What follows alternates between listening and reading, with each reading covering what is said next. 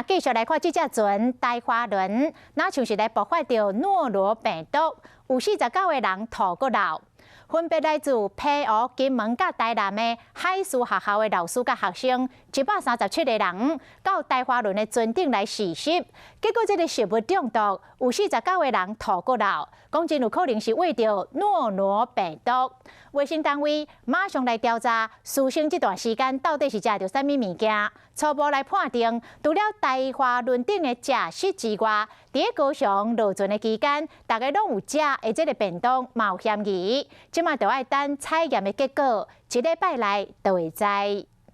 来自澎湖、台南、高雄等海事学校的学生，在海上轮船进行实习的时候，出现集体上吐下泻。每一档台花轮都会提供空间，予学海事的学生上船来实习。今年9月7日开始有2梯，包括老师、学生137人，但是其中有49个人出现吐、落白，还有发烧的情形。这定位台南、澎湖、金门来的老师和学生，到底是有食到啥物？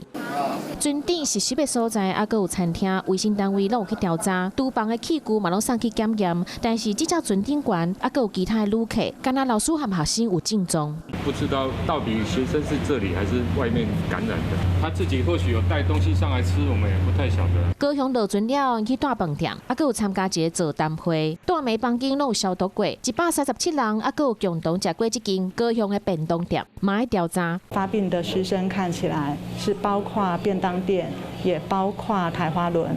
还有包括在饭店的这个共同环境的部分，其实是3个共同点。卫生局检验了后，1礼拜以内就有结果，要看检验的原因是不是诺罗病毒。卫生局嘛提醒讲，天气的温度嘛阁真悬，食的物件较会歹去，爱斟酌，才袂食歹腹肚。